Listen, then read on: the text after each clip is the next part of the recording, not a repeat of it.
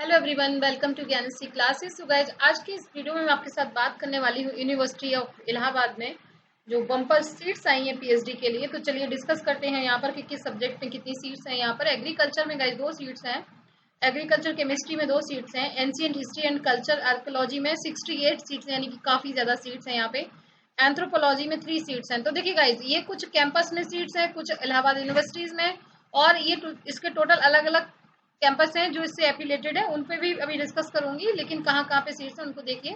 Anthropology में 3 है, Arabic में 1 है, ओशियन साइंस में आपका 2 है, बिहेवियरल एंड कॉग्निटिव साइंसेज में आपका यहाँ पर 8 सीट है, और बायोकेमिस्ट्री में 10 सीट्स हैं, बायो इन्फॉर्मेटिक्स में 3 है, बायोटेक्नोलॉजी में 5 सीट्स हैं, बॉटनी में 66 सीट्स हैं, केमिस्ट्री पे यहाँ पर काफ़ी सीट्स हैं 114, एंड कॉमर्स और बिजनेस में 20 सीट्स हैं, कंप्यूटर साइंस में यहाँ पर 14 सीट्स हैं, डिफेंस एंड स्ट्रेटेजिक स्टडी में 7 सीट हैं, design and motivation rural and innovation and rural technology 6 seat हैं, डेवलपमेंट स्टडीज में 6 सीट हैं, अर्थ एंड प्लेनेटरी साइंस में 11 सीट्स हैं, इकोनॉमिक्स में 35 सीट्स हैं।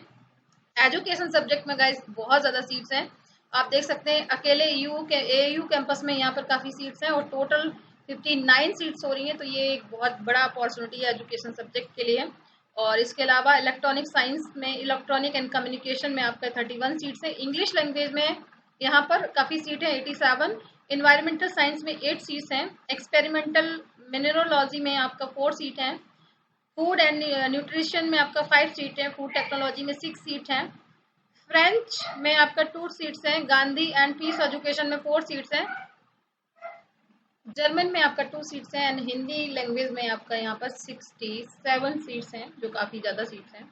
लॉ में 24 सीट है, मटेरियल साइंस में 9 है आपका, मैथमेटिक्स में 29 सीट्स हैं, मिडिवल एंड मॉडर्न हिस्ट्री में आपका अलग से यहाँ पे 12 सीट है, म्यूजिक एंड परफॉर्मिंग आर्ट में 23 है, पेंटिंग एंड आर्ट्स में आपका 8 सीट्स हैं, पर्शियन में आपका कोई सीट नहीं है, फिलोसफी में आपका 8 सीट है, फिजिकल एजुकेशन में 4 हैं, फिजिक्स में 63 सीट्स हैं, पॉलिटिकल साइंस में आपका 57 सीट है, साइकोलॉजी में आपका 36 सीट है, रशियन में आपका सिर्फ 2 सीट है, संस्कृत लैंग्वेज में 57 सीट्स हैं, सोशियोलॉजी में आप देखेंगे कि यहाँ पर 35 सीट हैं, स्टैटिक्स में आप देखेंगे 10 सीट्स हैं, टेक्सटाइल में कोई सीट नहीं है, थिएटर और फिल्म में 2 सीट्स हैं, उर्दू में आपका 2 सीटें हैं सिर्फ, 4 सीट्स हैं, और जूलॉजी में आपका 65 सीट्स हैं। तो कुल मिलाकर यहाँ पर जो अलग अलग सब्जेक्ट के लिए आप सीट्स देखेंगे तो टोटल जो सीट्स हो रही हैं वो यहाँ पर 1100 समथिंग सीट्स हो रही हैं। अब जैसे एयू का मतलब था यहाँ पे इलाहाबाद यूनिवर्सिटी, सीएमपी का मतलब था चौधरी महादेव प्रसाद डिग्री कॉलेज, यानी कि जो कॉलेज इलाहाबाद यूनिवर्सिटी से लगे हुए हैं, ये सारी जो सीट्स हैं ये उनमें बाकी जो सीट्स थी, लेकिन सबसे ज़्यादा आप जो देखेंगे वो एयू में ही सबसे ज़्यादा सीट्स हैं, बाकी जो कैंप अलग अलग हैं इसके कॉलेजेस उसमें भी सीट्स हैं। तो इससे कोई फर्क नहीं पड़ता है कि आप कहाँ से करते हैं, कोर्स वर्क सबका एक साथ होता है मोस्टली, और नंबर ऑफ सीट्स में vary in different department as per ability of supervisor and further decision in the competent authority of the university of Allahabad. तो इसमें थोड़ा बहुत अप एंड डाउन हो सकता है। तो ये गाइस टोटल सीट का इंफॉर्मेशन था, और ये है इसका यहाँ पर कि क्या क्या आपको चाहिए। मोस्टली आपका पीजी आपका होना चाहिए, और ये मान के चलिए 50% मार्क्स अदर कैटेगरी के लिए और 55% मार्क्स जो है वो आपका जनरल कैटेगरी के लिए होना चाहिए। तो अगर आपका जनरल कैटेगरी में 55% मार्क्स है और अदर कैटेगरी में आप हैं और आपका 50% मार्क्स है, तो आप यहाँ पर इसके लिए अप्लाई कर सकते हैं। तो ये है इसका पूरा का पूरा डिटेल जो मैं आपको आपके टेलीग्राम चैनल पे भेज दूंगी। अब गाइस, इस एग्जामिनेशन को थोड़ा सा डिटेल में समझेंगे, क्योंकि ये समझना इसको बहुत ज़रूरी है, इसकी डिटेल एनालिसिस इसकी करते हैं। तो ये पहली बात फिर से मैं अगेन आपको रिपीट कर दूं कि इलाहाबाद यूनिवर्सिटी एक सेंट्रल यूनिवर्सिटी है। यहाँ से अगर आप पीएचडी करते हैं तो आपको, चाहे आप नेट हो या आप नेट नहीं हो, अगर आप पीएचडी करेंगे तो आपको स्कॉलरशिप भी मिलेगी, क्योंकि ये एक सेंट्रल यूनिवर्सिटी है। तो अगर आप कुछ भी नहीं कर रहे हैं, सिर्फ मास्टर हैं, तो आप इसमें अप्लाई करके कम से कम आपका एक अर्निंग करने का, या आपको एक डायरेक्शन मिल जाएगी कि हाँ आपका सीआरटी में अगर हो जाता है तो आपको इससे फायदा होगा। पहली बात ये है कि फॉर्म जो है, अब इम्पोर्टेंट बात करते हैं नोटिस के बारे में।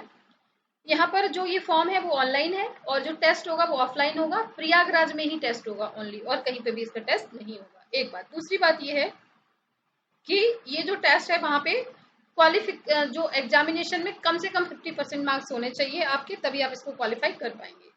इसकी जो फीस है 1800 है। इसका जो PWD SC ST इनके लिए 900 रुपीज़ है। बाकी सभी के लिए इसकी फीस जो काफ़ी ज़्यादा है 1800। अगर हम डेट्स की बात करें यहाँ पर, तो इसकी जो डेट है वो है आपकी 26 अक्टूबर, जहाँ आज से यानी कि इसका रजिस्ट्रेशन स्टार्ट हो गया। लास्ट डेट इसकी 15 नवंबर है और यहाँ पर फी आप 16 नवंबर तक डिपॉजिट कर सकते हैं। एंट्रेंस की टेस्ट की डेट अभी नहीं आई है, बता दी जाएगी, और इसी तरह से एडमिट कार्ड और एंट्रेंस की टेस्ट बाद में आ जाएगी। अब बात करते हैं यहाँ पर कि चाहे आप JRF हो, चाहे आप नेट हो, चाहे आप नेट ना हो, आपको ये एग्जाम देना पड़ेगा। किसी को भी इस एग्जाम से all the applicants including exempting application all registered and submit their application from through, यानी कि चाहे आप exempted हो, चाहे आप exempted नहीं हो, यहाँ पर सभी को इस टेस्ट को देना पड़ेगा। Regular teacher of the university Allahabad and of any college related to, आपका इलाहाबाद यूनिवर्सिटी से अगर कोई भी एफिलेटेड है या रिलेटेड है तो उसको यहाँ पर एग्जम्प्टेड है वो, किसके लिए कि उसको यहाँ पर टेस्ट नहीं देना है। All other candidate including JRF are required. तो आप ध्यान रखिए, अगर आप इलाहाबाद यूनिवर्सिटी में पढ़ाते हैं सिर्फ तभी आपको इससे छूट है, अदरवाइज आप चाहे JRF हो, चाहे नेट हो, चाहे नेट नहीं हो, आप सभी को ये एग्जाम देना ही पड़ेगा। अब यहाँ पर आप मान लीजिए इलाहाबाद यूनिवर्सिटी में पढ़ाते हैं, फिर भी आपको इस फॉर्म को तो तब भी हर हालत में आपको भरना ही पड़ेगा। और यहाँ पर फिर से ये चीज को अलग से बता रहे हैं कि JRF जो क्वालिफाइड कैंडिडेट हैं उनको भी इस एग्जाम में अपीयर होना पड़ेगा।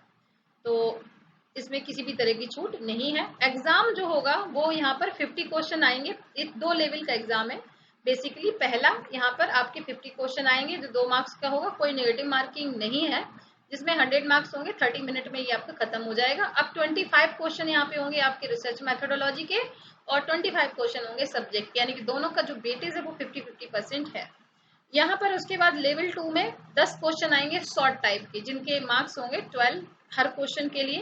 फिर दूसरा सेकेंड लेवल का सेकेंड पार्ट है जिसमें आपका मीडियम टाइप के आंसर्स आएंगे, जिसमें हर मार्क्स के लिए 20 क्वेश्चन होगा, और एक लॉन्ग टाइप का क्वेश्चन आएगा जिसके मार्क्स यहाँ पे 40 होंगे। तो ये 200 मार्क्स का होगा, यानी कि जो लेवल 2 है ये रिटन होगा। रिटन का मतलब जिस तरह से आपने MA, MEd, MSc में लिखा होगा, लाइक दैट, तो इसको आपको लिखकर यहाँ पर करना होगा। लेवल 1 में यहाँ पर category candidate shall be exempted from the level 1, ठीक है। तो जो इलाहाबाद यूनिवर्सिटी के लोग हैं उनको इस टेस्ट को नहीं देना है, लेकिन जो सेकेंड लेवल होगा वो सभी को यहाँ पर देना है। ये तो हो गई आपकी टेस्ट की बात। रिजर्वेशन की बात यहाँ पर, सॉरी, मिनिमम क्वालिफाइंग मार्क्स, तो यहाँ पर 50% मार्क्स होने चाहिए, यानी कि 300 के में से आपके 150 मार्क्स होने ही होने चाहिए। और अगर मान लीजिए आप किसी इन कैटेगरीज में से आते हैं, EWS, OBC, SC, ST, PWD, तो आपके 45% मार्क्स होने चाहिए, यानी कि 300 में 135। इतना होगा तब आप इस टेस्ट को क्वालिफाई कर पाएंगे। इसके बाद जो भी लिस्ट आएगी उस लिस्ट के ऊपर देखा जाएगा कि क्या आगे होता है, वैकेंसीज के अकॉर्डिंग बहुत सारी चीजें फिर उस पर होगा, उसके ऊपर बात होगी। इसके बाद होगा आपका गाइस इंटरव्यू। इंटरव्यू में आपके जो होगा वेटेज होगा उसका 30% इंटरव्यू का, 70% जो वेटेज है वो आपका यहाँ पर एग्जाम जो रिटन एग्जाम होगा, यानी कि बहुत ज्यादा मायना रखता है आपके रिटन एग्जाम। इसके अलावा मेरिट लिस्ट कैसे बनेगी उसको समझते हैं। हाई स्कूल का यहाँ पर अगर आपका 50% है तो कोई मार्क्स नहीं मिल रहा है, अगर आपका 50 से 60% के बीच है तो आपको 2 मार्क्स मिल सकते हैं, 60% है तो 2, 50% से कम है तो आपको 1 मार्क मिलेगा।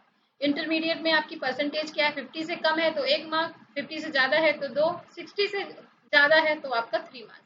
Under graduate, post graduate, national level test, अगर आप नेट पास है तो आपको 3 नंबर मिलेंगे, और अगर आप JRF पास है तो आपको 5 नंबर मिलेंगे। अगर आप पोस्ट ग्रेजुएशन में आपके 10 मार्क्स तो आएंगे अगर आपका 60% से ऊपर है, तो ये आपके लिए यहाँ पर मेरिट जो है वो आपके एकेडमिक से भी बनेगी। इसके बाद 35% जो आपको मार्क्स मिलेंगे वो आपके मिलेंगे लेवल 1 के टेस्ट से, यानी कि जो भी आपने यहाँ पे मार्क्स अटेंड किए होंगे उसमें से आपको 35 मार्क्स उसके।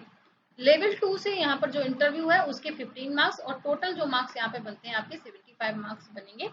इस तरीके से इस टेस्ट को यहाँ पर मेरिट लिस्ट को इस तरह से प्रिपेयर किया जाएगा। इस पे मैं बाद में भी बात कर लूंगी जब भी हमारा यहाँ पे होगा एग्जाम। इसके बाद NET JRF equivalent in CRT level 2 will be consider provide the date of declaration of result award of NET JRF in on the before the last date of, अगर मान लीजिए यहाँ पर the marks of NET JRF कि यहाँ पर जो level 2 है डिक्लेरेशन जो आपका रिजल्ट का है उससे पहले हो जाना चाहिए। जब आपका CRTT एग्जाम हो तो उससे पहले आपका नेट JRF का रिजल्ट आपके सामने होना चाहिए। तो इतनी सारी चीजें हैं। अब आप यहाँ पर इलाहाबाद यूनिवर्सिटी की वेबसाइट पे जाकर इसको अप्लाई कर सकते हैं, इसके बारे में सारी इंफॉर्मेशन को दे सकते हैं।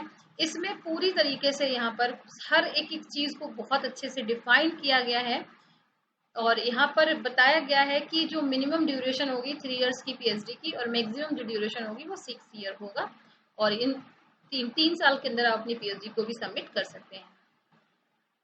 एडमिशन में PhD में पहले आपका ये टेस्ट होगा, टेस्ट के बाद आपका यहाँ पे इंटरव्यू होगा, फाइनल लिस्ट बनेगी, उसके बाद आपका कोर्स वर्क होगा। तो इस तरीके से आपका ये पूरा का पूरा ये सब्जेक्ट है। इन्हीं सब्जेक्ट के नीचे गाइस इन्हीं का सिलेबस भी दिया हुआ है। तो इसके बाद दिया हुआ है कि पोस्ट ग्रेजुएशन आपका किस सब्जेक्ट में होना चाहिए। इसके बाद यहाँ पर आपका दिया हुआ है कि मुझे आपको कैसे सबमिट करना है, यानी कि जनरल इंस्ट्रक्शंस क्या है, मतलब पूरी चीज़ें आपको इस नोटिफिकेशन में दी हुई हैं। आप इलाहाबाद यूनिवर्सिटी की वेबसाइट पे जाकर यहाँ पर कर सकते हैं। ये इसका हेल्पलाइन नंबर है और ये यहाँ पर ईमेल आईडी है, जो अगर आपको कोई इन्फॉर्मेशन चाहिए है तो आप ले सकते हैं। अब बात करते हैं हम सिलेबस की। तो सिलेबस सबके लिए रिसर्च मेथोडोलॉजी का जो सिलेबस है वो सेम है और बाकी जो सिलेबस है वो हर किसी के लिए, ज़्यादातर जो PG का आपका सिलेबस है या नेट का मान लीजिएगा, वो नेट के सिलेबस को ही यहाँ पे रखा गया है। मैं एक बार एजुकेशन का अगर सिलेबस देख लेती हूँ तो मैं आपको बता दूंगी कि UGC नेट का सिलेबस रखा गया है या मास्टर का सिलेबस रखा गया है, क्योंकि एजुकेशन सब्जेक्ट को मैं बहुत अच्छे से जानती हूँ तो मैं आपको आसानी से बता सकती हूँ। उनका सिलेबस जिसमें वेस्टर्न थॉट्स है पूरा, ये सेम पूरा सिलेबस है आपका नेट का। इंडियन स्कूल सेम नेट का सिलेबस है। थिंकर्स का contribution and process of growth and development. So basically इन्होंने क्या किया है कि पूरा का पूरा आपका नेट के सिलेबस को ही कॉपी करके यहाँ पे रख दिया है। तो फिर भी मैं ये कंसीडर करूंगी कि बहुत सारी चीज़ें यहाँ पे नहीं है, ओनली 3-4 यूनिट ही दी हुई है। तो आप सबको नहीं पढ़ें, आप सिर्फ और सिर्फ इस सिलेबस के अकॉर्डिंग ही प्रिपरेशन करें कि यहाँ पर जो भी यहाँ पे टॉपिक है सिर्फ उन्हीं को पढ़ लें। आप का जो नेट का सिलेबस है उससे ये बहुत कम है, उससे आप देखेंगे कि ये बहुत ज़्यादा कम है। सो ये आपके लिए एक अच्छी बात है कि सिलेबस उतना ज़्यादा नहीं है नेट के जितना। तो इस तरीके से यहाँ पे सारे सिलेबस हैं, आप इसको एक बार देखिएगा। और इसके अलावा अगर आपका कोई भी क्वेरी है, कोई भी क्वेश्चन है तो आप मुझसे पूछ सकते हैं, डेफिनेटली मैं आपको रिप्लाई करूँगी। Okay guys, so thank you so much and wish you all the best.